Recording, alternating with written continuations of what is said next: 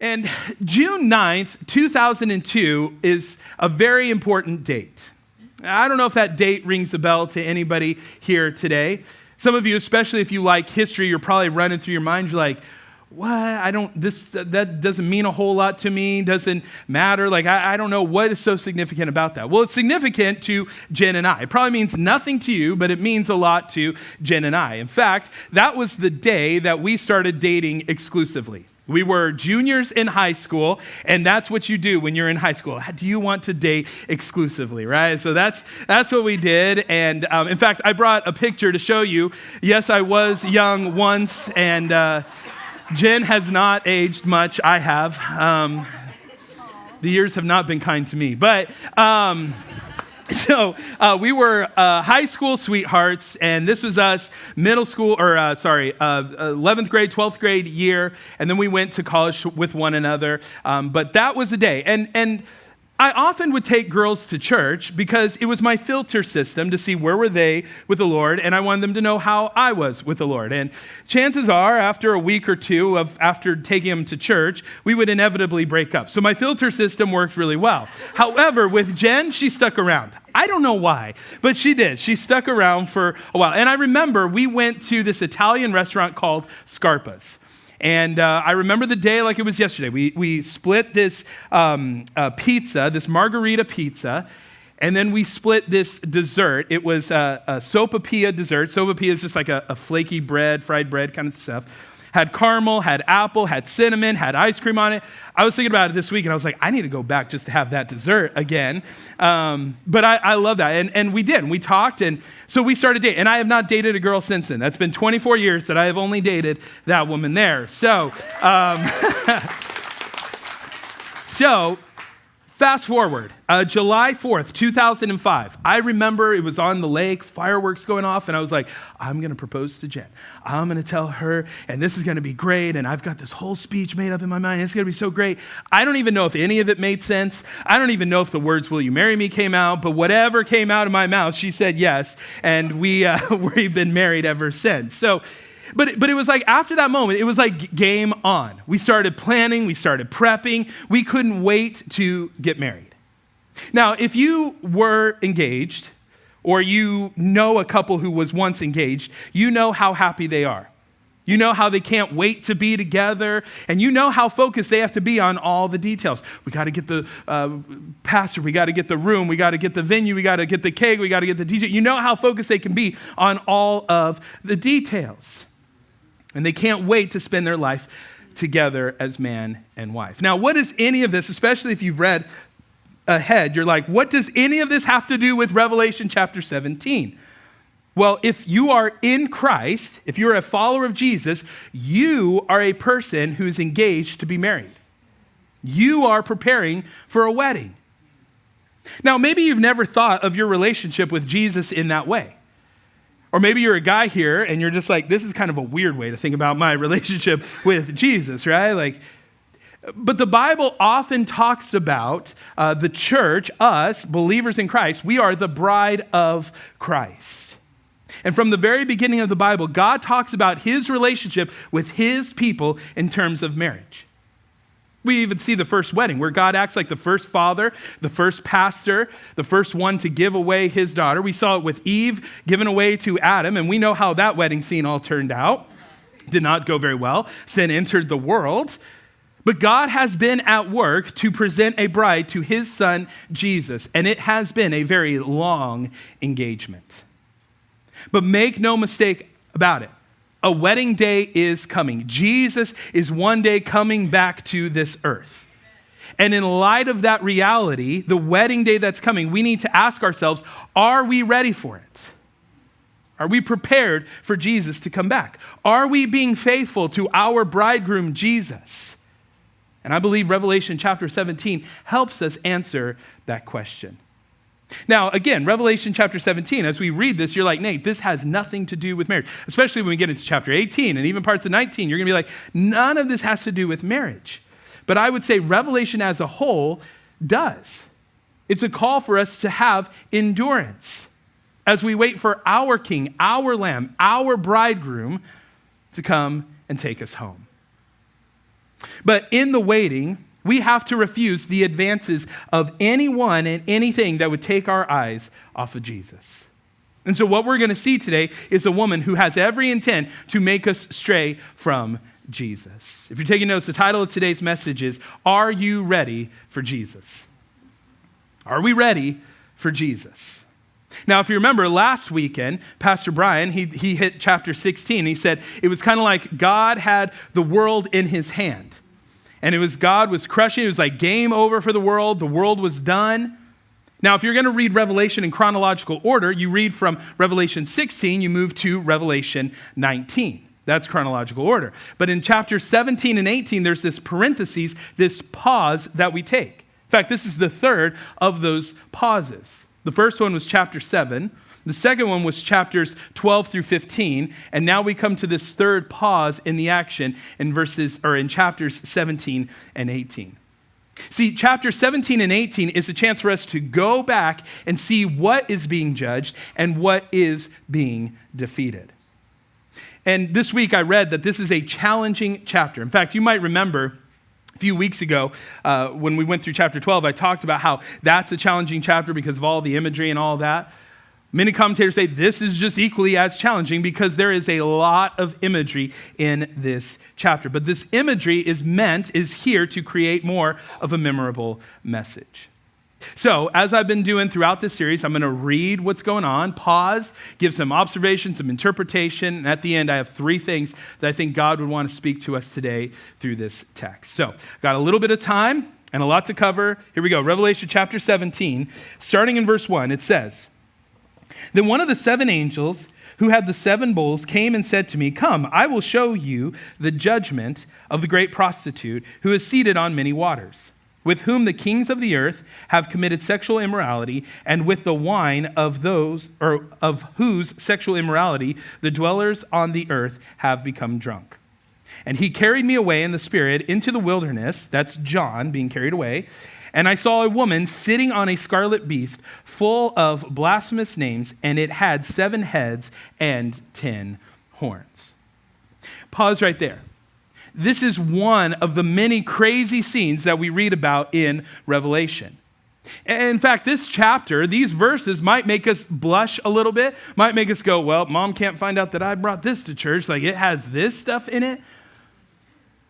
And all of this stuff is here to help us, and Revelation is here to speak to all generations. See, apocalyptic literature doesn't just mean nuclear war, devastation. It means to unveil or to reveal something. And it's revealing images that transcend time and culture.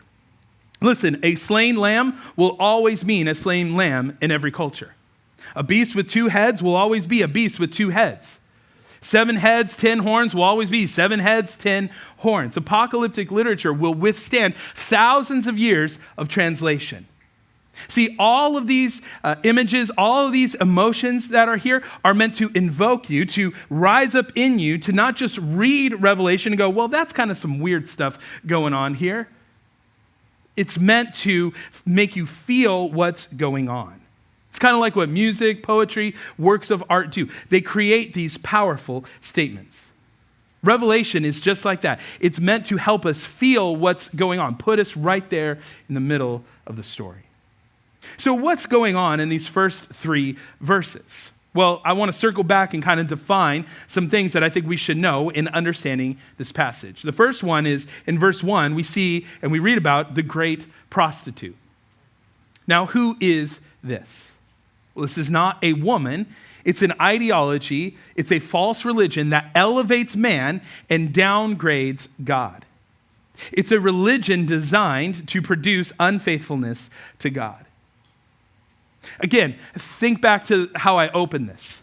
When you see an engaged couple, when you were engaged, it wasn't like, hey, we're engaged. Well, let me just see if somebody better comes along first, and then we'll see if we get married. That's not what happened. You were engaged. You're excited. You can't wait to be man and wife. You're not looking to be unfaithful. And so this great prostitute is a false religion trying to get people to be unfaithful to Jesus. James, Jesus' half-brother, says it this way. James 4:4, he says, "You adulterous people, don't you know that friendship with the world means enmity against God? Therefore, anyone who chooses to be a friend of the world becomes an enemy of God. In other words, you can't love God and love the world. You can't say, I love Jesus, and then go behind Jesus' back and put anything and anyone in front or in between you and Jesus. If you do that, it's spiritual adultery. Now, at first, when we read about this great prostitute, we might go, yikes. Like, why does Revelation have to use such vivid and harsh language? Let me remind you, Revelation is trying to help us see what much of the Bible is trying to help us see, and that is the seriousness of our sin against God. If you look back, many of the prophets often use marital metaphors to help us understand our relationship with God and to help us see the seriousness of our sin. Go back to the book of Hosea. It's all about a guy who marries a woman and she's constantly cheating on him. And God says, hey, you got to go and reconcile again. Go back and reconcile. Go make things right. God uses that whole book as a metaphor, as an illustration to say, hey, you, my people, God's people, hey, that's how you treat me. You go out, oh, this looks good. Oh, this looks great. Oh, I like this over here. Oh, I'm going to do this. And God is constantly pursuing, chasing, trying to reconcile us back to him. Much of the Bible is trying to help us see, and what Revelation is trying to help us see here is the seriousness of our sin. Now, in verse 1, you'll also see the phrase that she is seated on many waters. Now, that means many people are going to be influenced by this false religion. And here's why. During the tribulation, people are going to be grasping for anything. They're going to be so overwhelmed by all the tragedies, all the trials, all the struggles. They're going to just try to avoid God's judgment. And so they're going to run to the Antichrist thinking, well, the Antichrist is going to help us because he's also embraced this false religion. They think, well, if it's good for him, then it's good for me. We'll all just be one big happy family in this false religion. Verse 2, it talks about sexual immorality with kings and people who live on the earth. It talks about being drunk. Again, all of this is imagery of spiritual adultery, of sin. So not only does this prostitute, this false religion, seduce the leaders of the world, but the people of the world. Everyone's drinking in this false religion, drinking in this sin, worshiping and loving anyone and anything other than God. This prostitute has captivated people's hearts and has taken over their lives. Now, verse 3, it says, we see a woman sitting on a scarlet beast. Now, this week when I read that, it just kind of brought the image of a demonic rodeo to mind. That's what I thought of this week, but you kind of might think, well, who is the beast? If we know the woman is this false religion, who is this beast? Well, the beast, again, if we look, the dead giveaway here is the 7 heads, the 10 horns. And again, all of this is referencing chapter 13. In fact, if you're just coming in here today, I'm sorry, but it's going to be a little difficult to understand some of this stuff. I would encourage you to go back and rewatch some of the series. A lot of this looks back to Revelation chapter 13. But a lot of that is hinting back, it's looking back to the Antichrist in chapter 13. And so what this verse is getting at is this prostitute is controlling and directing the Antichrist. So John sees all this, he's blown away by all this. In verse 6, it even says that he marveled greatly, meaning like his jaw hit the ground, his eyes kind of came out of the sockets, like he cannot believe, he's dumbfounded by all of this, by the idea that the Antichrist would embrace this false religion. But pick up verse 4. It says, the woman was arrayed in purple and scarlet and adorned with gold and jewels and pearls, holding in her hand a golden cup full of abominations and the impurities of her sexual immorality. So we see purple, we see scarlet, we see gold, jewels, pearls. All of this shows the attractiveness of sin, the attractiveness of this false religion. Verse 4 lays out for us how this woman, how this false religion, how this sin will look like to people. It's going to look great. It's going to look like everything everybody wants, everything everybody desires, but it's going to leave us all empty. In fact, notice in her hand, there's a cup. It looks beautiful on the outside, but on the inside are abominations, filthiness, and fornication. And all of that is connected with her false religion, with sin. Listen, it looks good on the outside, but when you look on the inside, it's going to destroy your life. Now think about the contrast between her cup and the cup that Jesus gives us. Jesus willingly took the cup of suffering. He willingly went to the cross to die for our sins. He rose again from the dead. And he gives us the cup of salvation. This cup that this woman has promises everything that you want, but it's going to leave you empty. The cup that Jesus promises us is the one that will leave you fulfilled. Verse 5. And on her forehead was written a name of mystery, Babylon the Great, mother of prostitutes and of earth's abominations. Now I want to remind you, this is from God's perspective. I don't think you're going to find people in the tribulation who would say, well, I go to first mystery of Babylon the Great, mother of prostitutes and abominations of the earth church. I don't think we're going to find people doing that. But this is from God's perspective. This is God's view of what is going on in the world right now. Now, what does Babylon the Great mean? Well, to understand this, we got to go back to Genesis chapter 11. In Genesis chapter 11, we learn about the Tower of Babel. Babel is the root word of Babylon. And Babylon is this ancient city that was always against the Jews, always against Jesus. In fact, here's some fun Bible trivia for you. The first most talked about city in all the Bible is Jerusalem. The second, Babylon. Jerusalem is called Babylon when Jerusalem isn't following the ways or doing the things that God wants them to do. So, if you ever need Bible trivia, there you go, all right? I just found that really interesting. But let me give you a little false religion origin story. Just like Spider-Man, Batman, Iron Man all have kind of these backgrounds of how they became superheroes, let me give you a little false religion background origin story. Genesis chapter 11, we read about the building of the Tower of Babel. And the people did this in defiance of God's post-flood commandment for people to multiply and spread out across the earth. Instead, people are like, hey, let's all get together and let's build for ourselves a city, a tower whose top reaches the heavens. And so this city was essentially brought about, came into existence in rebellion. It was the first city that said, we don't need God at the center. We don't need God at the center of our economy. We don't need God in the center of our schools. We don't need God in the center of our laws. Some of you are like, is that America or is that Babylon, right? Like, kind of starts to sound familiar. We don't need God in our lives. We definitely don't need God in our sexuality. We don't need God in our homes.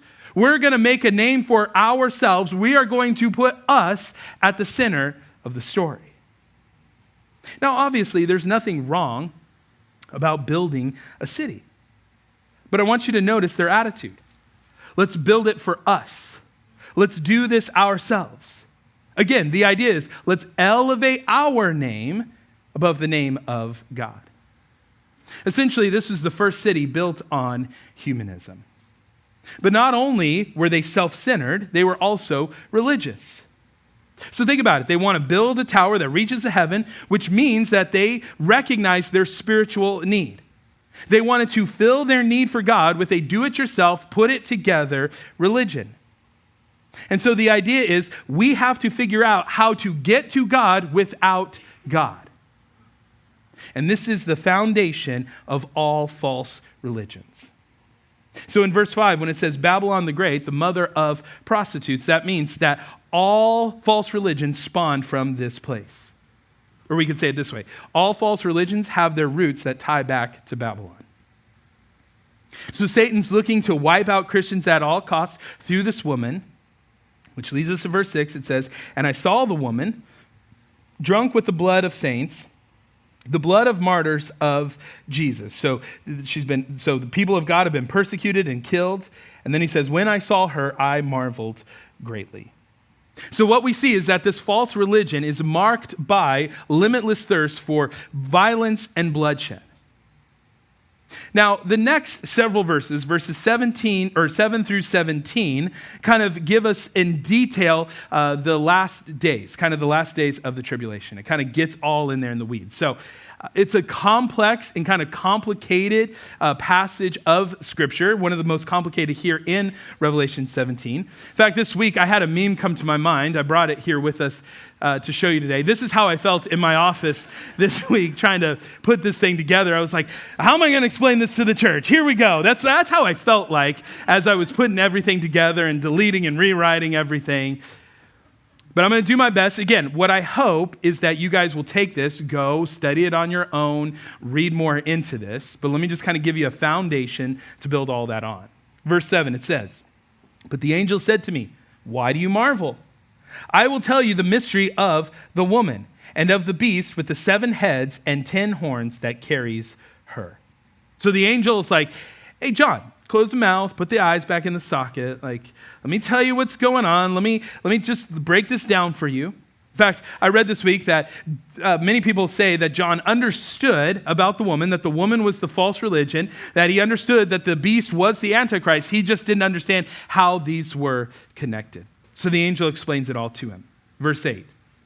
"The beast that you saw was and is not and is about to rise from the bottomless pit and go to destruction." So he's empowered by hell and destined for hell. "And the dwellers on the earth whose names have not been written in the book of life from the foundation of the world," unbelievers, "will marvel to see the beast because it was and is not and is to come." Again, this is a reference, a callback to chapter 13, when we talked about how this Antichrist fakes his death and resurrection.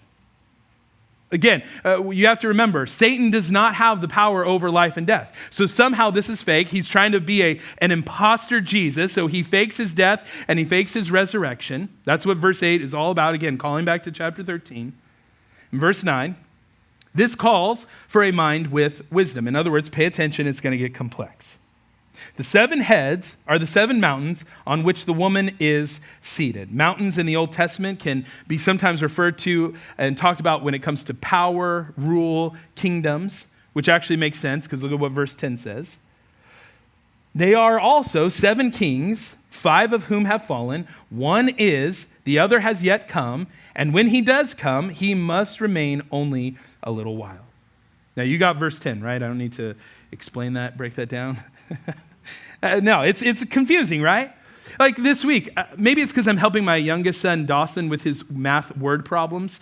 But this week I was like, man, this feels like an apocalyptic word problem right now. Like there once was a kingdom that had 10 kingdoms, around 10 mountains. 5 were, 1 is not. How many kingdoms do you have left? Like I was like, what is going on here? Like I don't understand it.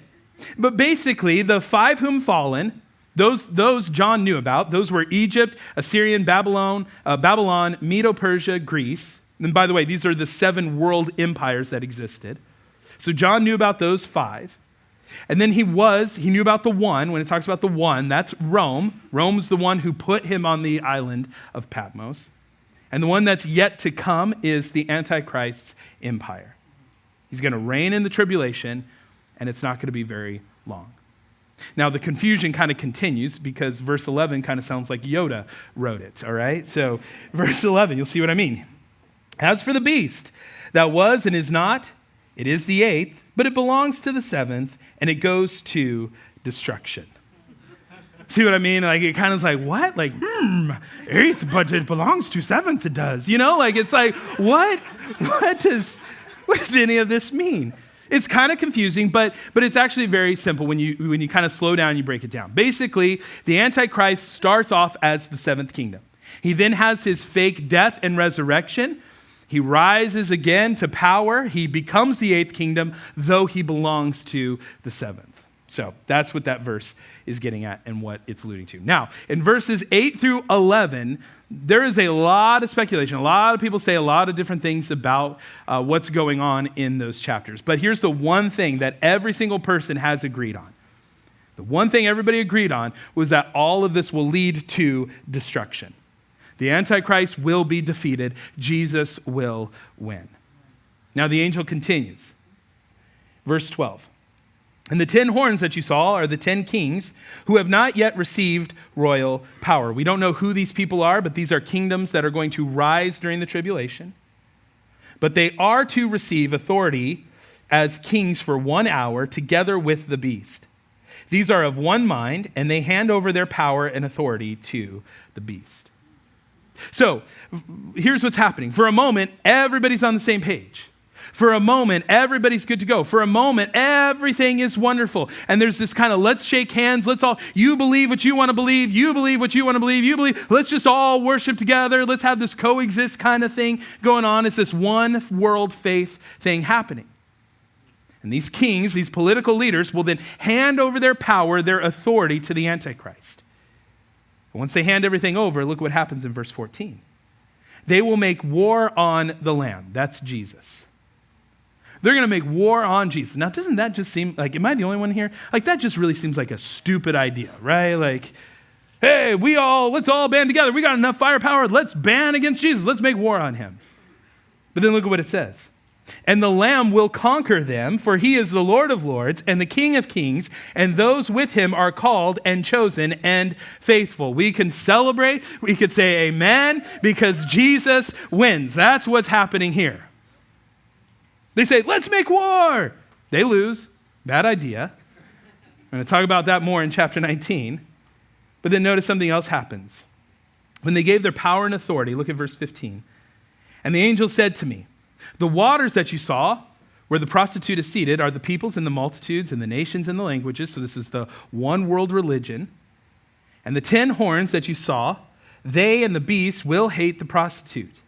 They will make her desolate and naked and devour her flesh and burn her up with fire. Yikes, right? Like, more graphic language, more graphic imagery happening here. But here's what's going on. The Antichrist, who was once friends with the prostitute, this false religious system, the Antichrist who once supported her, was even led by her, decides, you know what? I'm done with this false religion. I was in, but now I'm out. And so he turns against this woman that everybody has embraced. And the Antichrist wants to be worshiped because he's not going to share his allegiance with anything and anyone. And the political kingdoms of the earth have given over their authority over to him. And now there are zero limitations for him making himself the object of worship. Now we read this and we go, wow. Like, this kind of seems like a plot twist. Didn't see that coming, didn't expect that to happen. But maybe it's not so much of a plot twist like we think. Verse 17.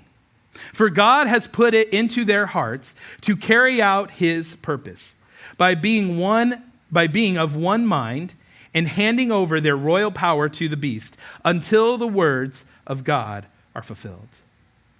So with everything that's going on here, God was behind the scenes the whole time doing his thing.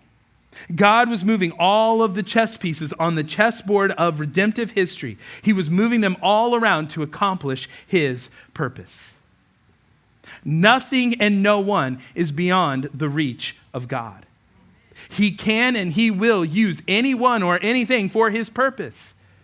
Go back to the Old Testament. In Exodus, he used a burning bush. Numbers, he used a talking donkey. Right? Jonah, he wanted Jonah to go preach to the Ninevites. Jonah's like, no, I'm not going to do that. So God uses a big fish to make him change his mind. There was this guy in Acts, this killer of Christians that meets Jesus. He was once a murderer. Now he's preaching the gospel, and he wrote most of the New Testament, Paul, right? Nothing and no one is outside of God's reach. I love the last line here in verse 17. It says, until the words of God are fulfilled. This is where all of human history is headed. God will have the final say, the last word. One day, Satan will watch in horror as everything that God has said will come to pass. He will realize that many of his actions only proved God's faithfulness. Now, this might be a little soon for application, but since we're here, I'll give it to you. You can either submit to God and prove his grace, or you can stiffen your neck and prove his justice. Either way, you're going to prove God right. So, just to make sure I didn't lose anybody, I brought a big high-level overview of those verses 7 through 17. It's a summary. If you want to, you can grab a picture of it, but it's just a quick summary of everything we just read. It's basically, there's going to be a future false religion coming, and its roots are from Babylon.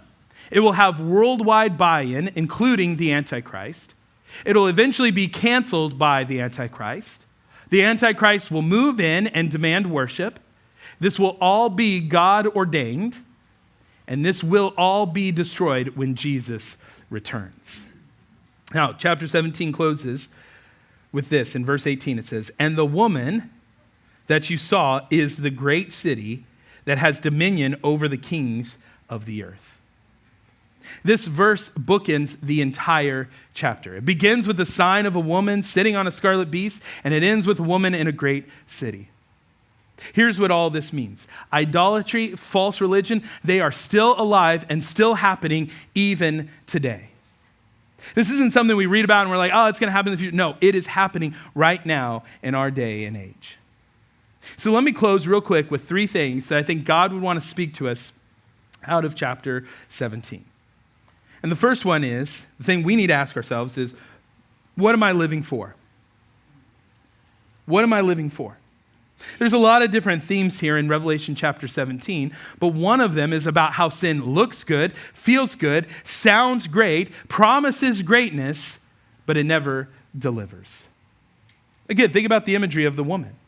The woman in verse 4, she was arrayed in purple and scarlet and adorned with gold and jewels and pearls, holding in her hand a golden cup. She looks good. She sounds great. She feels great. She smells great. She looks like everything we ever want, everything we desire. She promises all this greatness, but she wants to give us everything our human senses desire, but it's going to fade away. It doesn't last.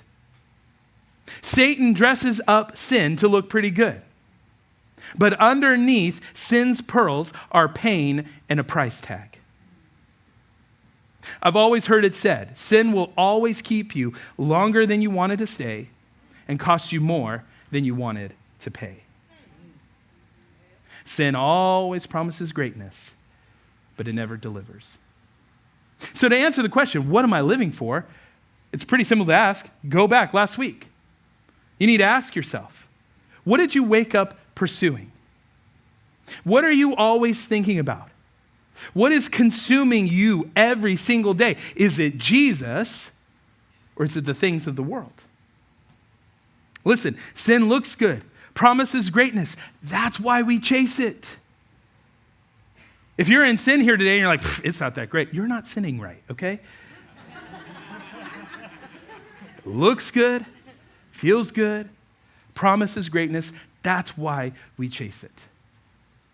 But that's why it's important for us to gather together, to go through. Listen, I know this is an in-your-face, gut punch kind of question. This isn't like, hey, everybody, let's build a church. Let me talk about your sin. Like, that's not how we do it. But this is how we do it here. I want you all, when you get to heaven, to cross that finish line and hear, well done, good and faithful servant. So I want to hit you with this question. I want you to understand this because it's important for us to go through chapters like Revelation 17 because it needs to wake us up out of our intoxication and our buzz that we've allowed ourselves to just drink up in the culture. When it comes to sections like this, we can look at this and we go, man, look at where sin has taken me. Look at what it's done to my life. I call myself a Christian, but man, I do not look like a Christian. I don't feel the Spirit of God in my life. Listen, it's hard to feel the Spirit of God in your life when you're prostituting yourself the other 6 days of the week. And then you come to church and you're like, well, for the next hour and 15 minutes, I'm just going to... No, that's not how it works. We can become so numb to sin because sin is intoxicating. Sin never gives us any real fulfillment, any real success. It's all fake. It's all false. Just look at the people in Hollywood. Do they look fulfilled? It's a counterfeit to being the bride of Christ. The ultimate joy of Satan, the Bible tells us, is to steal, kill, and destroy. He does not want to have a relationship with you. He will use you until you get to the point where you're no good to God, no good to others, and you're just discarded off to the side.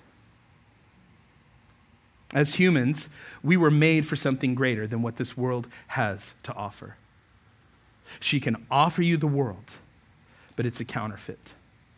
Lasting joy and contentment can only be found in Jesus, not the prostitute. Long before John had his greatest revelation of Jesus, before he wrote the book of Revelation, John wrote 1 John 2:15. He says, "Do not love the world or anything in the world.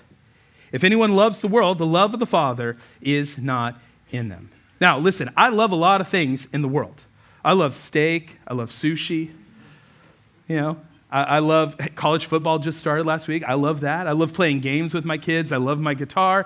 We just got back from Florida. I love walks on the beach. I like the beach. Like, those are just things. I love a lot of things in this world. But listen, that's not what John is getting at.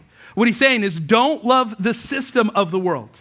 Don't love the Babylon of the world. Don't give your heart, don't give your forehead, don't give your mind, your thoughts, your actions to it. And then verse 16, he says, "For everything in the world, the lust of the flesh, the lust of the eyes, and the pride of life comes not from the Father, but from the world. The world and its desires will pass away, but whoever does the will of God lives forever." The Antichrist is coming. But even now, there are many antichrists. Remember, Antichrist means anything against or instead of Jesus. There's a lot of things in our world right now that are against or instead of Jesus. Things trying to get us to take our eyes off of him, to drink in sin. And so in light of this text, this passage, I think we need to ask ourselves, what is it that I'm living for? What is it that I'm living for? 2, are you worshiping created things or the Creator? Are you worshiping created things or the Creator? Another theme in this section is worship and the difference between false worship and true worship. Worshipers are found in verse 15. It's peoples and multitudes and nations and languages. Satan won't settle for just a few worshipers. He wants global domination. And during the tribulation, he is going to achieve it, at least for a little while. But listen, you and I, we were made to worship. Now, is worship just singing? Yes, it is singing, but it's not just singing. You are always worshiping something. Even the people who are agnostics, atheists, the quote-unquote non-religious people, they are worshiping something. Worshiping never stops. So listen, if you're not worshiping God, you're worshiping something else. And what this text shows us is that if we are worshiping anyone or anything other than Jesus, then we're cheating on him. It's spiritual adultery. And then finally, the call to love God and his kingdom and don't rebel against it.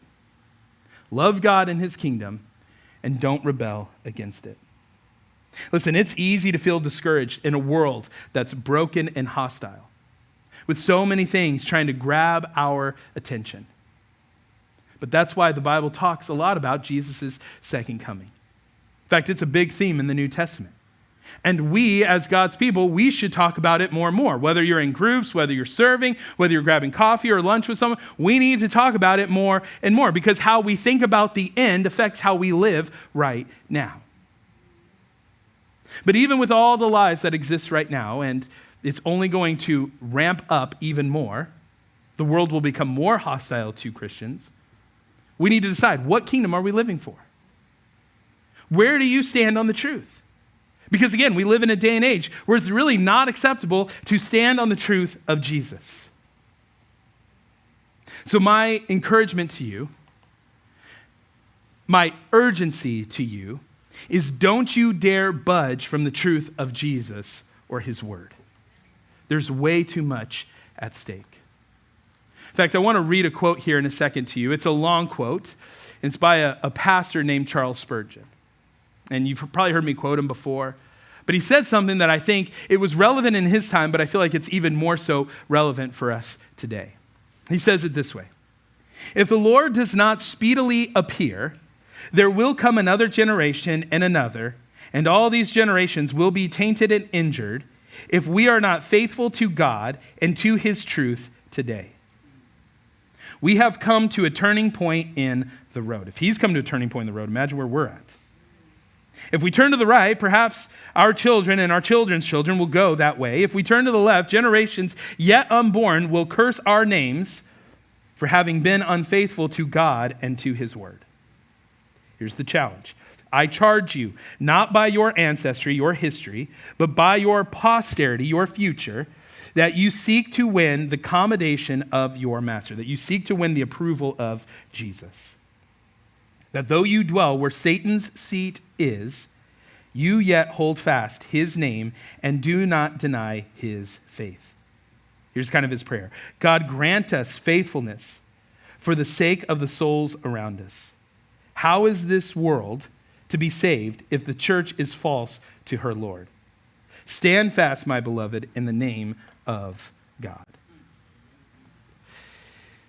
Summary of that: you be faithful, I be faithful. Let's all be faithful for your sake, for your family's sake, and for God's sake. That's Revelation 17 in a nutshell. And again, as you know, in this series, we only just kind of scratched the surface on this. Because again, the goal of this series is to give you handles for you to approach. My goal here at the end of Revelation is for you to go, Revelation, it's not that scary. It's not that creepy that all these people make it out to be. That's my goal. But even more so today, my goal here is for you not to miss the point that I think John wants us to see. I don't want us to miss Jesus. I don't want you to miss Jesus today. Listen, I thought about it like this. In light of our opening illustration of weddings, I don't want you to be like the grumpy old man who shows up to a wedding and the music starts and everybody's oohing and awing as the bride comes down the aisle and they're looking at the groom and they're like, man, isn't this so great just to see this happy couple? Isn't it so great that we're seeing them joined to be man and wife? They're finally going to be together. And the grumpy old man looks at his watch and he goes, this wedding started 20 minutes late. He might be right, but he missed the point. In light of this coming wedding day, the question that I believe Revelation 17 poses to us today is, are we ready for Jesus to return? Are we ready for him? Are we remaining faithful to our bridegroom Jesus as we wait for him to take us home?